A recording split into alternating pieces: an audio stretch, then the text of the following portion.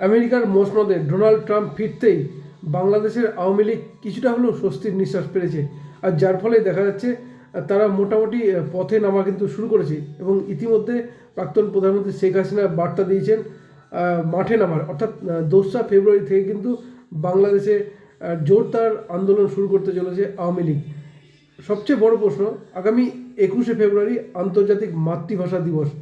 তার আগে কি শেখ হাসিনা দেশে ফিরবেন? এই মাতৃভাষা দিবসকে কেন্দ্র করে কি শেখ হাসিনার আগমনের একটা বিষয় তৈরি হয়েছে? কেন বলছি কথা, সব কিছু আলোচনা করবো আজকের এই ভিডিওতে। নমস্কার, আমি সত্যজিৎ পাল। শেখ হাসিনা পতনের পর থেকে, বিশেষ করে মোহাম্মদ ইউনূস সরকারে বসার পর, যেভাবে আওয়ামী লীগের নেতাদের উপর মারধর, ভাঙচুর, ব্যবসায়িক প্রতিষ্ঠান জ্বালিয়ে দেওয়া শুরু করেছিলেন, এর পরে এক কথায় বলা চলে বসে গিয়েছিলেন আওয়ামী লীগের নেতা কর্মীরা। বিশেষ করে শেখ হাসিনা দেশ ছাড়ার পর বহু নেতা দেশ ছেড়েছেন এবং আমরা জানি অনেকেই বসে গেছেন। তার বসে যাওয়া ছাড়া উপায় নেই, কারণ তারা আওয়ামী লীগ দলটা করতে গেলে তাদেরকে হয়তো মিথ্যাকে যে জেলে পুরে দেওয়া, তাকে মারধর করা, মেরে ঝুলিয়ে দেওয়া, সমস্ত বিষয় কিন্তু দেখেছে গোটা বিশ্ব এবং হাড়হিম করা ভিডিও। এবং এরপরেই সবচেয়ে বড় প্রশ্ন, তার কারণ যে বাংলাদেশের যে উপদেষ্টা সরকার রয়েছে মোহাম্মদ ইউনূসের, তারা এতটা সাহসটা পাচ্ছিলেন কোথায়? সাহসটা পাচ্ছিলেন জো বাইডেন ক্ষমতায় থাকায়। কিন্তু আমেরিকার নির্বাচনে জো বাইডেনের পতনের পর থেকে আওয়ামী লীগ কিছুটা হলেও স্বস্তির নিঃশ্বাস ফেলেছে এবং বারে বারে শেখ হাসিনা কিন্তু বার্তা দিচ্ছেন এবং সেই বার্তার ফলে কিছুটা হলেও অক্সিজেন পাচ্ছে আওয়ামী লীগ। এবং এরপরে যারা ঘোষণা করেছে যে 2রা ফেব্রুয়ারি থেকে কিন্তু জোরদার আন্দোলন নামতে চলেছে বাংলাদেশে। এবং আজ সকাল থেকে কিন্তু দেখা যায় ঢাকা, চট্টগ্রাম সহ বিভিন্ন শহরে আওয়ামী লীগের নেতাকর্মীরা কিন্তু আন্দোলনে নেমেছেন। এবং কোথাও পুলিশের কোথায় বাধা দেওয়ার চেষ্টা করা হলেও সেই বাধাকে তোয়াক্কা না করে কিন্তু আন্দোলনটা চালিয়ে যাচ্ছেন। এবং আমরা দেখেছি বৈষম্য ছাত্ররা, তারাও কিন্তু বাধা দেওয়ার চেষ্টা করছেন, কিন্তু তা সত্ত্বেও এই আন্দোলন কিন্তু চলছে জোরদার। এবার সবচেয়ে বড় প্রশ্ন, তাহলে কি 21শে ফেব্রুয়ারি দেশে ফিরতে পারেন শেখ হাসিনা, বা তারই পটভূমিকে তৈরি হচ্ছেন? কেন বলছি, তখন এই 21শে ফেব্রুয়ারি কিন্তু আন্তর্জাতিক মাতৃভাষা দিবস। 1952 সালে, বিশেষ করে যদি বলি ভারতবর্ষ স্বাধীন হওয়ার পর, যখন পাকিস্তান বাংলাদেশ যখন পাকিস্তানের অংশ ছিল, অর্থাৎ যখন পুরো পাকিস্তান ছিল, সে সময় কিন্তু উর্দু ভাষাকে জাতীয় ভাষার কিন্তু বলা যেত, উর্দু ভাষায় প্রধান ভাষা চাপিয়ে দেওয়া হয়েছিল বাংলাদেশিদের উপর।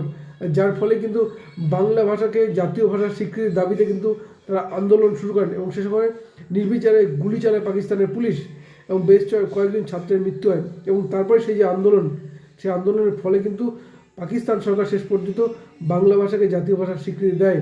এবং সেই যে আন্দোলন শুরু, তারপরেই কিন্তু দেখা যায় নতুন দেশ বাংলাদেশের জন্ম, অর্থাৎ ভাষা আন্দোলনকে কেন্দ্র করেই কিন্তু বাংলাদেশ সৃষ্টি। অর্থাৎ সেই 21শে ফেব্রুয়ারি কিন্তু সামনে আসতে চলেছে। তাহলে কি সেই 21শে ফেব্রুয়ারিতেই কিন্তু শেখ হাসিনা দেশে ফিরতে চলেছেন?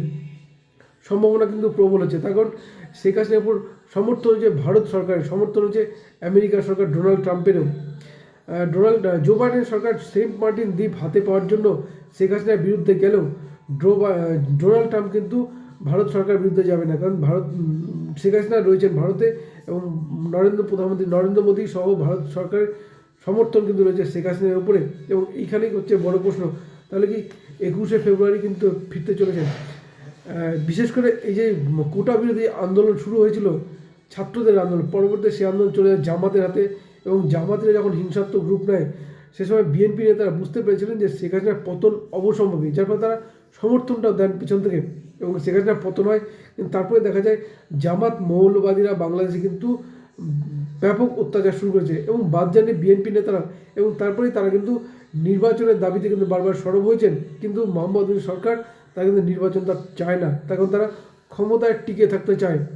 আর সেই কারণেই বারবার কিন্তু নির্বাচন ডেট পিছানো হচ্ছে, কোথাও মিষ্টি মিষ্টি কথা বলে, কোথাও নতুন বাংলাদেশ তৈরির স্লোগান দিয়ে শুধু নির্বাচনটাই পিছিয়ে দেওয়ার চেষ্টা। অর্থাৎ মোহাম্মদ ইউনূসের চেষ্টা, এই বৈষম্যবিরোধী ছাত্ররা তারা নতুন রাজনৈতিক দল গঠন করবেন। বিএনপি আওয়ামী লীগের নেতাদের যাদের জনভিত্তি রয়েছে, তাদের পুলিশ প্রশাসন আর্মি দিয়ে ভয় দেখিয়ে তাদেরকে এই বৈষম্যবিরোধী ছাত্রদের দলে নেওয়া হবে। এবং এই বৈষম্যবিরোধী ছাত্ররা যখন ক্ষমতা দখল করার মতো সংগঠন তৈরি করতে পারবে, তখনই নির্বাচনে যাবেন এবং নির্বাচনে জিতে মোহাম্মদ ইউনূস ক্ষমতায় বসবেন। কিন্তু বিএনপি কিন্তু এক কথায় জোরদার চাপ সৃষ্টি করে চলেছে এই মোহাম্মদ ইউনূস সরকারের উপরে। কিন্তু চাপ সৃষ্টির পরেও তারা কিন্তু নির্বাচনটা করতে চাইছে না এবং ইতিমধ্যে দেখা গেলো আওয়ামী লীগকে মাঠে নামতে। এবং যেটা সবচেয়ে বড় প্রশ্ন, আওয়ামী লীগ যদি আন্দোলনটা করে বা আগামী নির্বাচন যে অংশগ্রহণ করে, তাহলে কিন্তু বিএনপি হোক বা জামাত হোক কোনো সংগঠনই পারবে না আওয়ামী লীগের নেতা জেতা কিন্তু শুধুমাত্র সময়ের অপেক্ষা। তার কারণ বিগত যে 2024 যে নির্বাচন, সেই নির্বাচনে কিন্তু আওয়ামী লীগ একাধিপত্য বজায় রেখেছিল এবং এককভাবে সংখ্যাগরিষ্ঠতা পেয়েছিল। সুতরাং তাদের জনভিত্তি রয়েছে, এ বিষয়ে কোনো সন্দেহ নেই। শেখ হাসিনার সাধারণ মানুষের মধ্যে জনপ্রিয়তা রয়েছে এবং এই যে তাকে যে জোর করেছে তারই অর্থাৎ যে গণ অভ্যুত্থান, যার ফলে এবং জিনিসপত্রের দাম যেভাবে লাগাম ছাড়া হয়ে গেছে, যার ফলে শেখ হাসিনাকে আরও জনপ্রিয় করে তুলেছে। এবং এই পরিস্থিতিতে যদি নির্বাচনটা হয় তাহলে আওয়ামী লীগের ক্ষমতায় ফেরা শুধুমাত্র সময়ের অপেক্ষা। আর যার ফলে ভয়টা কিন্তু পাচ্ছেন বিএনপি এবং ভয় পাচ্ছেন এই মোহাম্মদ ইউনূসও, যার ফলে তারা কিন্তু কোনো মতেই চেষ্টা করতে চাইছেন আওয়ামী লীগকে জব্দ করা, আওয়ামী লীগকে বন্ধ করা। কিন্তু আওয়ামী লীগ কিন্তু ইতিমধ্যে মাঠে নেমে পড়েছে এবং ঢাকা, চট্টগ্রাম সহ বিভিন্ন শহর কিন্তু উত্তাল হয়ে উঠেছে। দাবি একটাই যে মোহাম্মদ ইউনূসের পদত্যাগ। এখন দেখা যাক আগামী দিনে কোন পথে এগোয় বাংলাদেশ, সেদিকে আমাদের নজর থাকবে। নজর রাখুন আপনারা। ধন্যবাদ, ভালো থাকবেন সবাই।